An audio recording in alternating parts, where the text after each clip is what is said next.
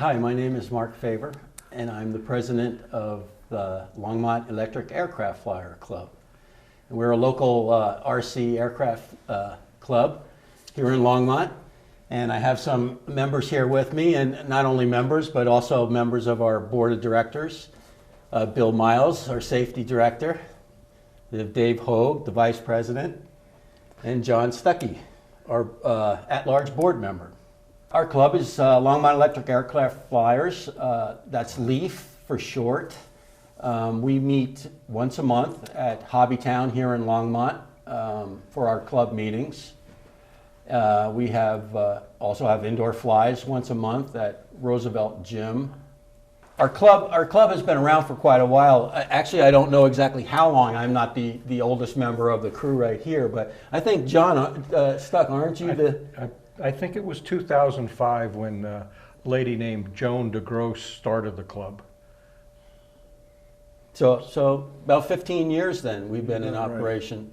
So that's been quite a while. Bill, how long have you been in the club? I've been in 3 years now. 3 years. 3 years. Dave? Well, I've been trying to remember that. I know I've been through 5 different presidents at 2-year terms, and one of them was 2 years, so I guess I'm talking 10, 12 years now. Yeah. Well, that's 10 years anyway. Yeah, I've been in 7 years myself, and I'm about 10 years. Yeah. yeah. So that's quite a bit. And the membership, I guess, you know, it's grown from, I guess, the time you started then, Dave, from about 12 years ago. We're at about 115 members today. Mm-hmm. About 10 to 15 of them are youth members. We've consistently, over the last probably 6 years, averaged right around 100 to 104 a year. Seems like in the springtime it goes down in the 60 range. But by the end of the year, we're back up to about 100 people. That's pretty consistent for the last 6 years or so, I'd say, wouldn't you? Yeah. And I think the same goes with the indoor flies too, doesn't it? Yeah, I can't remember when. I can say back to 2013 we had the indoor fly, so we've been doing it a fair amount of years. What's the indoor fly about? What is that? What do they do?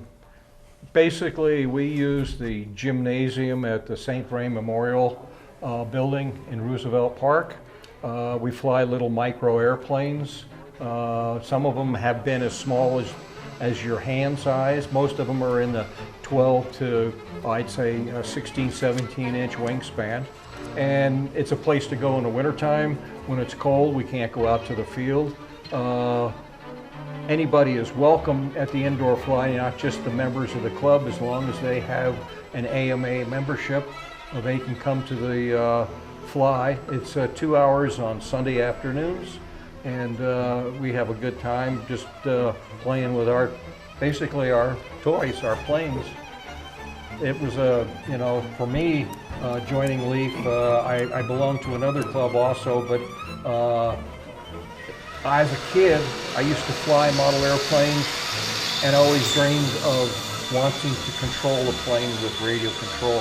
And I got out of it, and like I said, about 12 years ago, I got back into the hobby, and I discovered LEAF, and we've been having fun ever since. I have. At the indoor flies, it's not just airplanes. Airplanes, micro helicopters, little drones, whatever you want to bring. We had one guy that had a little Star Wars, I'm not sure what the little flyer or something, and it was a drone, but it was built like a Star Wars little flyer. And he flew all over the place. So. I saw one guy one time had a little, looked like a bird that actually flapped its wings and it flew all over. I think that was Jim. That's Jim. Yep. Yeah. Ornithopter. It's got to be great. The weather's always good inside, isn't it? Yes.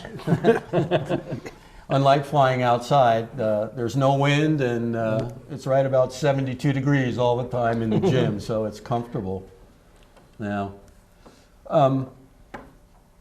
another thing that we do a lot of in our club is training new pilots, training people who just come to the field just because they're driving by the site, and they just sit there on the side of the road and watch for an hour or so. And sometimes they'll pull in. So we do a lot of training, and our training department has become a big part of our club, I think, over the years. Dave and I are both instructors. I think we have about, what, 7 instructors in the club? Yeah, somewhere around there. Yeah. We have training equipment that over the years we've accumulated year by year. And I think we have 5 trainer planes right now.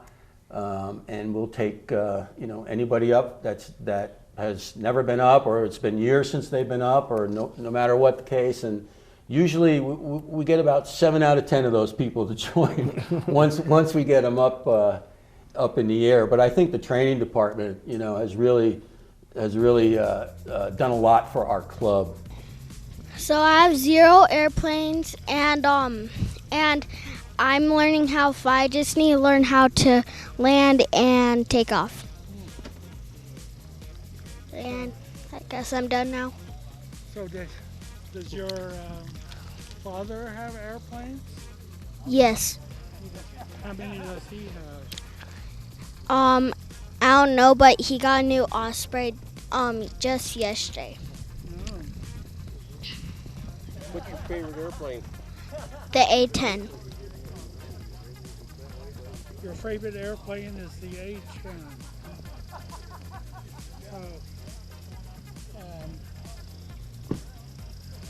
Are you going to fly any today?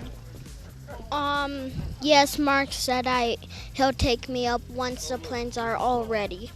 Okay, well, let me know and I'll get pictures of you flying. Okay. Okay? It also said Durafly. Durafly, yeah. Yeah, but Extras its real name. Durafly is the company that makes it. All right. Ultimate taking off. Let's go back out there.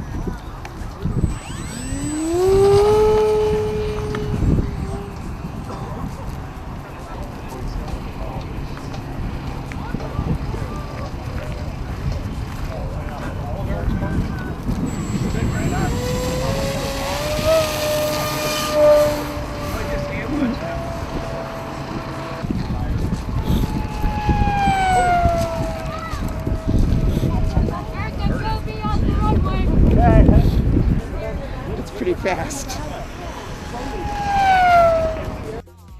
Hi, Phil. I'm good. So you are here with the Leaf Flying group. Tell me about you. Well, I just joined them here a few weeks ago. I've been flying model airplanes for years and years and years. And I've been out of it for a few years because of health reasons and that. And I'm looking to get back into it. The hobby has changed so much since I've been into it, because you used to have to glue the sticks all together and all of that, but now you can go down to the store and get a box with foam airplanes in it and put it together in 3 or 4 hours and fly it. So which is better? It's just different. I think the people today are doing so many different things they don't have time to build, because it takes a lot of time, and I enjoy building. I enjoy scratch building. In other words, have a set of plans, buy a bunch of wood and start cutting it and building an airplane from that way. That's my kick. I like that better than flying. Do you have any family that comes around with you and flies? No, we're not up here. I belonged to Boulder Club for years and years, but that city has confined their flying space so much that it's hardly worth flying down there anymore, because it's on open space land, and they keep saying you can't do this, you can't do that. And so when I saw about this thing, I said, well, hell, I'm just going to go up and get a hold of some people that like to fly airplanes. And also, the thing today for Meals on Wheels, the community effort. This club's known for the community effort, and I'm proud of that. That's really great. Have you ever gotten Meals on Wheels? Pardon me? Have you ever received Meals on Wheels? Oh yeah. I used to have Meals on the Wheels all the time, but it worked well that time. It was a period of time that I was having a lot of physical problems and that, and couldn't cook. My wife was busy, and so yeah, we had Meals on Wheels for maybe a year or so. So Meals on Wheels has been a good thing for you to participate in because you've used them and you know how great they are. Oh yeah, and for many years I volunteered at different places. I've probably got 10 or 12 years of volunteering down my belt here too. So, and I really enjoyed that. You know, that was the best job I ever had. And I volunteered in all different kinds of places, you know, so what the heck.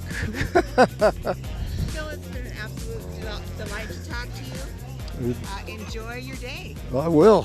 I got brought Bob up here in Valley, so we're going to have a fun time. What do you think, Dave? Well, it's interesting. I believe, if I'm not wrong, about 2011, I started working for Hobbytown as a store manager, and we were looking for a way to interact with the RC clubs and, be perfectly honest, sell more product.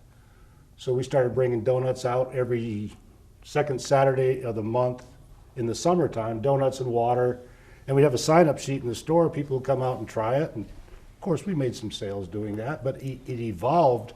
Now that part of it isn't really as important, if they're at all. It evolved into the club taking it over, calling it our Take Off and Grow program, keeping the same schedule, you know, April through roughly October, September, second Saturday of the month, and anybody that wants to come out and give it a try does. And I tell you what, we've had people from little 4-year-old girls who flew better than Mark and I could possibly even believe, to 80, 90-year-old men and women, and it's just, you've got to be careful if you try it. It's a sickness. It will grab you. All your extra money goes into airplanes and helicopters, and that just seems to be the way it is. And it's turned into quite the program, and a lot of people have come out and learned to fly and really enjoy it now. Mm-hmm. We purchased the planes and the equipment ourselves, and we don't charge anyone when they come out to the field for any of the equipment or to fly or anything. It's all free. And you know, one of the side effects is we're hoping that people will join the club and become members, but we also want to get people to enjoy the sport. And it's a big frustration. I've seen this before, when you don't have someone to mentor you. You buy a plane, they take off, and something goes wrong, and they don't know how to control it, and they give up on it. So this helps people get the feeling of what it's like to fly an RC plane and to get more understanding and control. And then when they do buy a plane, they then can fly, and we have the instructors that will also follow them and further train them so that they become better pilots. Well, what Stuckey said, you know, that was a very good point. As a matter of fact, everything that Leaf does, and we do a lot of events over the summers, is free. We don't charge for anything, and We do fundraisers. we do we do fundraisers, we do charity events, and our board has made it a point not to charge for anything. We charge for nothing, and it's just part of being a fun club. It's part of being a 501 club. We're a nonprofit, and that's exactly the way we run it. And the biggest, I think for me, to see the smile on somebody's face after we take them up on a plane for their first time. You know, when you get them up there, and you can tell by looking at the smile on their face whether you're going to see them again or not. You know, it's a good feeling. It's a fantastic feeling. And like Dave said too, we've got pilots from 4 years old to 90 years old, and everybody's the same age when we're at the field. It seems like there's no barriers whatsoever. And I know a few of you all have been there, and you've seen it for yourself. The camaraderie there, it's just unbelievable.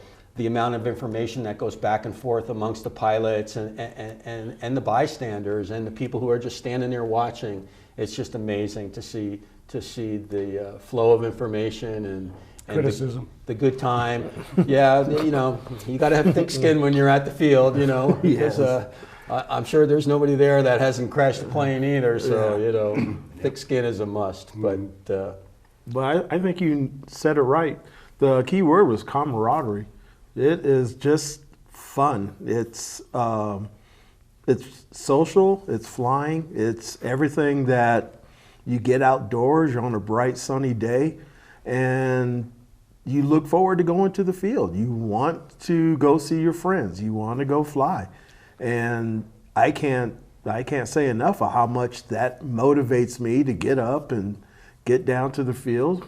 And it doesn't cost anything as far as you're recharging batteries and simply just flying your own plane. And yeah, that's so I really enjoy the whole club feeling.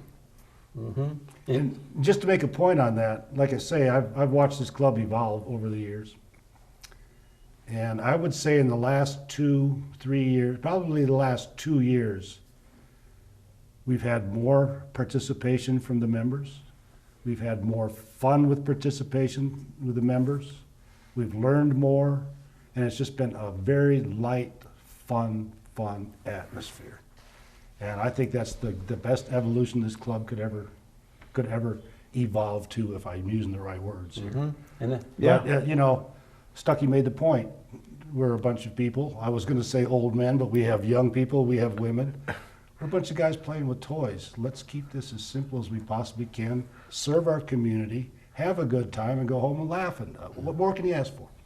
And with that evolvement, you know, our members is what makes the club. I mean, we're just figureheads, you know. I mean, we don't get paid, you know. We don't go to the office every day, you know. But it's the members that really make this club, and they've made it so much stronger over the past couple of years. I mean, you mentioned our charging. You charge batteries. Well, it's not free to charge batteries. One of our youth members, Dad's Connections, got us a solar charging station for nothing. You know, it was donated. And not only that, they came and they hooked it up for us, you know, and that's so we could all stay there and fly every day. So we have a brand new charging system. We're getting the max we can out of it. And you fly all day. You can fly all day on one battery if you want to, you know. And it's not only that, there's other things where you mentioned we have cleanup days, you know, in the beginning of the year and at the end of the year, which is a badly needed, because you know, over these Colorado winters how things get torn up. Last year we had, I think, close to 48 members. I've never seen that before. Out there helping, and that was half the club at the time, you know. And there were so many people there. I mean, Eric's wife came and made pancakes for everybody, and I mean, it was it clicks really well. It's we have fun. Not just a place to fly, but a lot of the members have different skills in electronics or carpentry or metalwork or whatever, and they donate their time and their effort to, like we talked about, the solar charging station. Stuckey's our welder, and he was up there on the roof welding us a support frame so we could mount so everybody, yes. And we have a fantastic guy that takes care of the field and everything. He goes beyond what you would want from somebody. Eric, so we have a lot of people that get involved, and you know, everything keeps working better, and it adds to the fun. Yeah, and it's like you know, like we talked about doing fun flies. We have several of them during the year. We set a theme for them, like maybe warbirds or something, and usually the club will pay for hamburgers and hot dogs and drinks or something, and then it's a potluck, and then people come and we ask for donations, and we build up a pretty good size donations, and Mark can tell we donate locally to the community, different organizations. Tell some of them. Yeah, that was a combination of the new board that took over 2 years ago. a couple of years ago, that we decided that what we get from Longmont, I mean, it's time to start, maybe we give back a little bit, you know, to the city and to the community. And we all decided as a group, and there are a couple other board members that are not here today, but they've also agreed, it was unanimous, that we would have these fun flies, what we call fun flies. And it's just a Saturday out of the month in the summertime, and we do 3 of them, that we all get together and we pick a theme on what we're going to do. And the club, we buy the food, we buy everything. One year we even catered it from Georgia Boys. Georgia Boys. Thank you. And we pick a charity at our monthly meetings. At one of our monthly meetings, we picked a charity that we're going to contribute to. And then we have the fun fly, we do raffles, we have prizes, we have competitions with the planes, with limbos and busting balloons in the air and all kinds of crazy stuff. We have a really good time. Of course, we crash a few planes, but that's the whole, fun part of the it, show. right? Part of the show. Yeah. So, and over the past 2 years, we've given away just about $6,000 to 6 different communities. We gave to the senior center here in Longmont. We gave to the local first responders. We gave to Meals on Wheels. Meals on Wheels here recently. The Our Center and the Children's Home, Mountain States Children's Home. YMCA. And the was the first YMCA after the Children's After School Care. So, Yeah. and what was really great is when we started doing this, we weren't too sure how well we would do. Of course, it wasn't the money amount that mattered. It's just how well the involvement we were trying to get into with the community would go. And every month that we did them, the donations just went higher and higher. So I think we started out the first one with maybe $800 that we donated. And by the end of this year, our last 2 fun flies, I think we were at $1,350, $1,400 that we gave to Mountain States Children's Home and the Meals on Wheels people. And I think that most of that money that we collected was actually donated by the members. Oh, Although absolutely. we do invite anybody that wants to come out to come out and watch. We have our trainers out; they can fly with us with our buddy boxes. And but I think the vast majority of that comes out of the pockets of the members, which says a lot. City of Longmont leases us the land that we have our flying field on for what, $100 a year. $100 a year. Well, they've given us that gift of $100 a year. I mean, amortize that over 12 months, that's nothing. So if we can give back to some of the things that help our community, it's a worthwhile thing for a bunch of old guys out playing with their toys. That's all. That's right. Instead of just going out and flying, we're doing something that maybe we feel is Give back a little. is good, to give back a little bit. And it does make us feel good. And we've had Meals on Wheels come out there on the Fun Fly event that we did for their organization.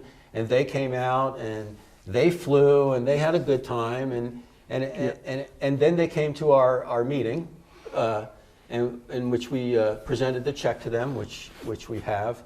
So it was good, and it makes us feel good too that we're doing something. Because of our first benefit, our first fun fly, as we call it, for the club, that we're trying to do 3 each year and direct them out towards the local community and the community needs.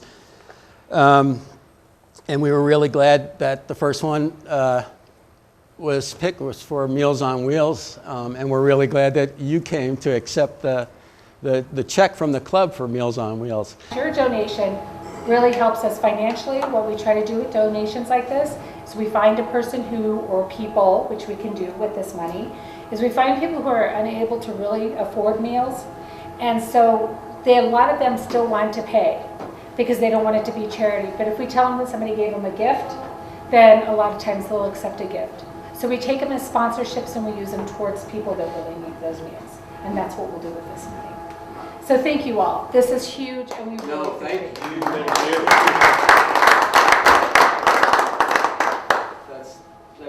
That's outstanding. It's funny how you get people hooked into this. A year ago, Labor Day weekend, a lady named Linda, I don't remember her last name, came out to do an article for the local paper for the Times Call. Well, she took some pictures and the gentleman took some pictures.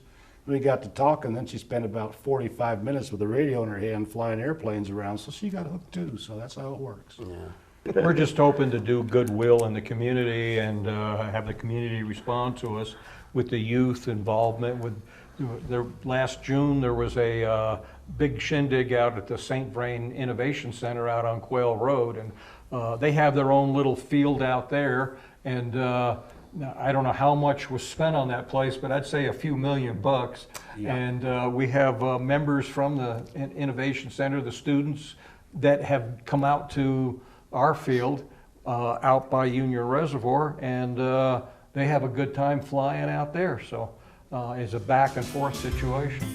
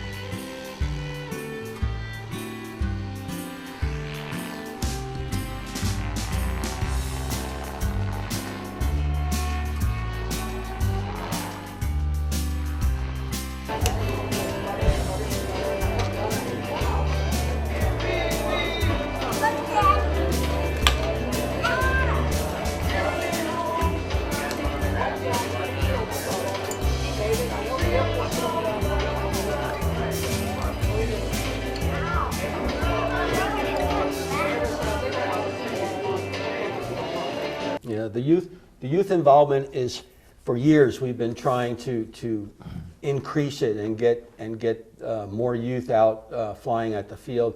And what we've discovered over the years, I think, is that the big issue is that with the youth, they all want to fly, they all want to come back and be pilots and learn as much as they can, but it's the transportations back and forth that start to become an issue.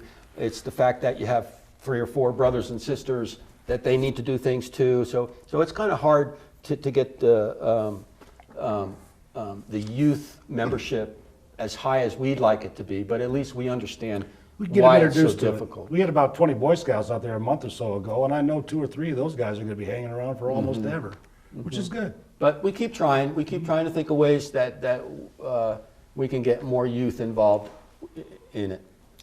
We are the largest all-electric flying club, and that's all we use is just electricity storage, our batteries to power the planes.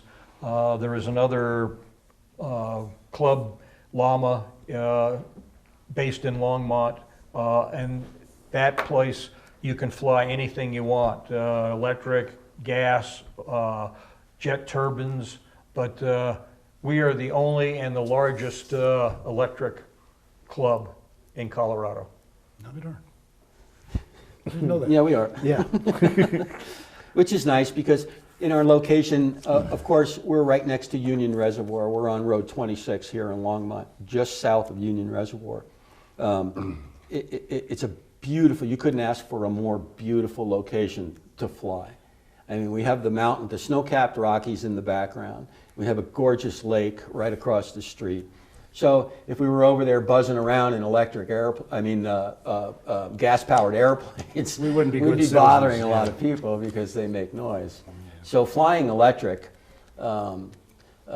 is perfect. It's a perfect match for the club. It's a perfect match for the environment. It's clean. We use clean energy. And they're just as big and just as powerful as the gas ones. And speaking about that, a lot of people ask, you know, do you have to build these planes? What are they made of and everything, you know? Why don't you give us the lowdown on some of that, Bill? Well, a lot of the planes now are EPO foam. And that's quite a rigid type of foam, and it's also very sturdy. So if you do get into a mishap, this type of foam can be easily glued together with a hot glue gun or shipping tape. And the motors have come a long way, and with the introduction of LiPo batteries, the power level of electric planes has just skyrocketed, to pardon that pun. But you find planes at our field buzzing around at over 40, 50, close to 100 miles an hour. Just depends on the type of plane, of course, but the EPO foam and I would have to say the LiPo batteries have really changed the sport as far as being affordable to get into, easy to repair, and I would have to say just overall more fun, because you don't have to spend days, weeks, months putting together a balsa wood kit and then trying to cover it with special coating. What you have going is kits that have the complexity of 10 minutes to a half hour to put together. Usually 4, 6, 8 screws, pieces slide together, and some wings are held on with rubber bands, some wings are bolted on, but it makes them easier to transport when you can take the rubber bands off, you can stick them in the back of your car, you can unbolt the wings, and again, stick it in the back of your car. I'm Jill from Channel 8 Cable TV in Longmont, and tell me about yourself. I am Julian Wise. I am 12. I attend Stargate.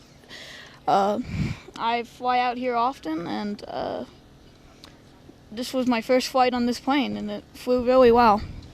Okay, look, it looks like you've done some special things to it. How did you work on it? Well, I built it from scratch using only foam core, and so you gotta get foam core. It's like foam board when that has paper over it, so it's just like, yeah. It's really strong and it's really light, so after I did that, you have to put the control servos in, which will control everything. Once you get those surfaces in, then you can also put this thing called monocoat on it, which when you heat it up, it kind of seals everything in. It makes it a lot stronger and a lot more protected. So that's what's on covering all of this. And so then there's a lot of internals where there's just this motor and then a ESC, electronic speed controller, which just controls how fast everything goes and how fast it runs. And then there's the battery, which a lot of batteries will work. Did I just break my servo? No, I didn't. Oh, thank goodness. All right, I'm good. But so you can use a lot of different batteries, but I just kind of use the ones I have on hand. And then there's a receiver in here. Hold on. So this has the antenna that will receive any type of controls from the receiver and the controller, which will let you control the entire plane. And this is relatively new to flying this thing because I've never flown a Spitfire before or a Warbird of this type. And so I'm really liking it. It's a lot faster than all of my other planes, and it flies really smooth. You seem like you really know the ins and outs of these electronic airplanes. How did you learn that? Mainly was just spending time with Eric, one of the flight trainers. He was really helpful. He helped me build this entire thing. He provided parts, and he's really just incredible. And I would know nothing without learning everything from him. What kind of aircraft do you fly, Bill? I have spent some time learning warbirds, and I like to fly the warbirds the most. I have a couple of trainer planes. I have a glider, electric glider, which basically has an electric motor that the propeller actually folds back and you can glide on the thermals. But I enjoy the warbirds because of the scale, because of the characteristics, because of the engineering that goes into the RC planes. You have these model planes that have the same characteristics as their full-size ones, you know, from World War II, from the Korean War. Some planes have a high amount of torque. Some planes will stall easier. And it's just basically, they're so well engineered that they match their full-size counterpart. So, but as far as my personal preference, it's warbirds. Yeah. And what about you, Dave? What are you flying these days? Oh my. Well, I got into this program, I wanted to be all helicopters, so I started with helicopters, which is not a smart place to start, by the way. I think my first $200 helicopter cost me $800 by the time I learned how to fly it. But I started with helicopters, and then I branched off and got some airplanes. But I fly quite a few, just like Bill, warbirds. I've got, I like the bigger ones too. I've got some 88-inch, 78-inch wingspans. I started last year on a twin, the P-38 Lightning, which is an awesome, awesome airplane. That is a beautiful plane. And so I do that. I've been out of helicopters now. I had an interesting crash a couple of years ago. I don't remember exactly the date, but it was October 17th, about 9:15 in the morning. Oh, yeah. 2 years ago. So I've still got 6 big helicopters. I will get back into that this next year, and I'll be flying those more. Channel 8 cable TV in Longmont, and you are? My name's Dave Hogue. I'm the vice president of the Leaf Club here. You have a very impressive plane here. Tell me about it. Well, this is a P-38 Lightning, World War II fighter plane. Obviously, twin motors, full retract landing gear, full flaps, split flaps, runs on 2 4-cell batteries, each one going to its own speed control, each one going to its own motor. Makes for a pretty powerful little plane, a very stable plane also. I was just flying it a few minutes ago in this wind, and I was very happy with it. Oh, good. I can see how the wind would go crazy with some of the planes. The wind actually helps. The wind was coming right down the runway, and that means airspeed. And the more airspeed you have going over the wings when you're taking off and landing, the less ground speed you need, because it's all airspeed that counts in an airplane, not ground speed. So coming in for that landing, yeah, I had plenty of wind, but it also helped me with the flaps to slow it down and land it smoothly and pull it through. Is it like a regular size airplane where you take off into the wind? Absolutely, absolutely. Flying is flying, whether it's a model, whether it's the real thing or not. So yeah, we're very conscious. That's why you see 1, 2, 3, 4, 5 windsocks around here. Because what usually happens is you take off and the wind, in Colorado, the wind changes direction. Or it gusts just like it's doing right now. So got to be very conscious of that. How long have you been doing this? Oh, about 7, 8 years. What got you into it? What got you interested? A neighbor of mine said, I'm going to get an RC plane and start flying. Well, he did. I don't think he ever got it off the ground, but I got my first RC plane and started flying that, and it's a sickness. We're talking 6, 8 airplanes later and about 13 helicopters. And, you go through phases where you fly a lot, you go through phases where you don't fly a lot. I haven't flown my helicopter as much, but I'll be getting back into that this summer again. So.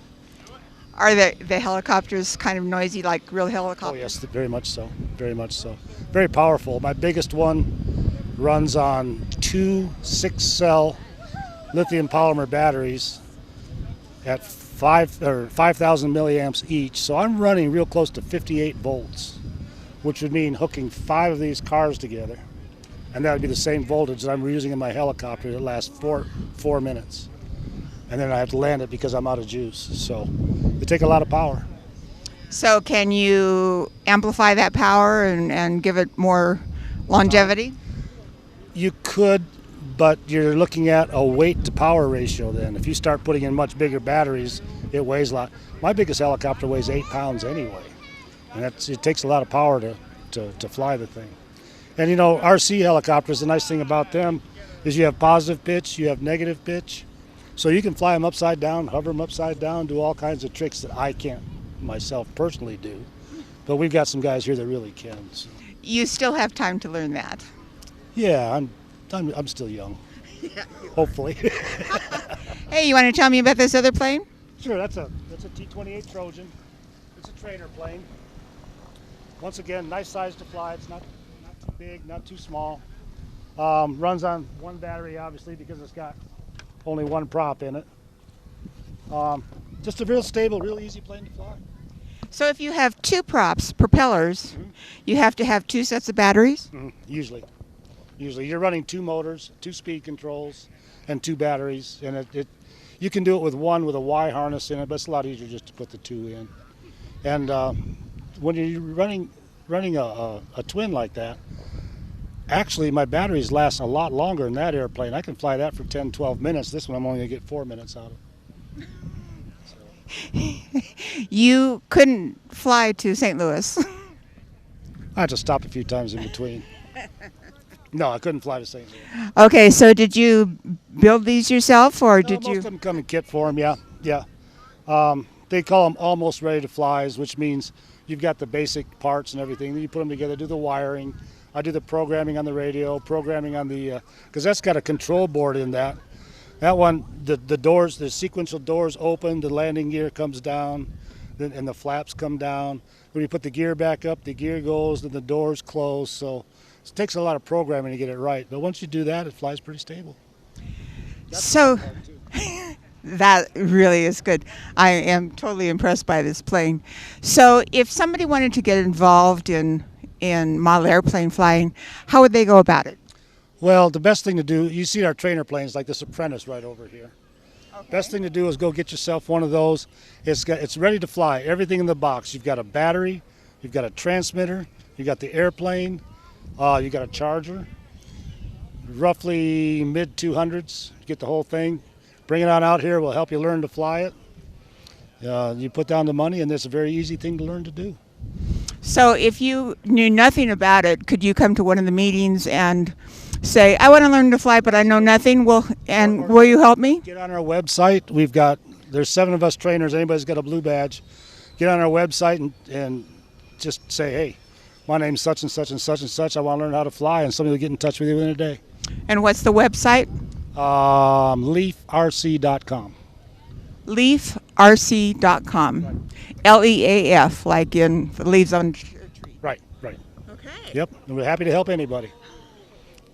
It sounds really a lot of fun. One person said that he hoped to encourage more women to try, and I think that this would be just such a fun thing. It is. We'll get you up here in a minute if you want to do it. You can fly that jet that just went over us. That sounds good. All right. All right. Thank you so much, Dave. It was great to meet you. Thank you. Thank you, too. So, I'm trying to find a new airplane. I can't think of anything I want yet. I might have to get jets like Mark over here. Well, they're even experimenting with full-size electric airplanes now, as we all know. So the power is there. The power is there. What about you, Stuck? Combination of trainers and unflown brand new planes still. The little micro airplanes for the indoor. The evolution that Bill talked about of the sport with the foam planes, the manufacturers, most of the planes are called ARFs, almost ready to fly planes. And the detail that the manufacturers are putting into them, like with the P-38 that Dave has and the jet that Mark has here, the detail on the graphics, all the different things that retractable landing gear, running lights, and many other things, have gotten just so detailed. It looks like the real thing. It looks like something that 30 years ago somebody would have spent a year putting together in a balsa kit or something. So the hobby has gotten better, less expensive overall compared to what it used to be. And the technology is just beyond me, most of it. With the radios and the, with these drones that have capability of you push a button and it'll take off from where you're at. You can fly it around. You push another button, it'll come right back to where you started out. That's that GPS in the deal. And now we're putting that into the fixed wing aircraft also. Right. Yeah, it's amazing. And we've all been there. Believe me, we're all old enough to know what it was like to sit there over the winters and put together a balsa plane for hours and hours, and then cover it, and then just wait for springtime, and then you get out there and destroy it in 5 minutes, and you just cry. I mean, on the way home, it's just that bad. You go buy another one, do it again. That's right, and that's why we're still flying today, but a little bit less expensive anyway. What kind of planes do you fly? Fly a little bit, a mixture of everything. I think I have civilian aircraft, I have military aircraft, and I have a few jets. A few. And it's amazing, like you guys say, the technology in them is amazing. I mean, there's suspension in the landing gear, there's retractable landing gear, there's takeoff flaps, landing flaps. A lot of things to remember as you're holding this little radio with all these tiny switches on it, what you need to do in a short amount of time.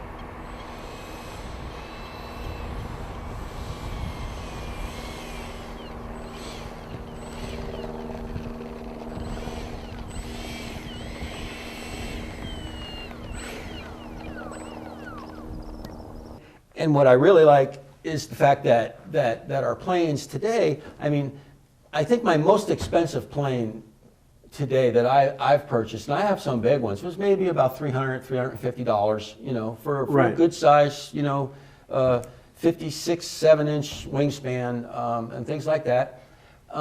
And you put a receiver in there and a battery and you're ready to go. It's just amazing.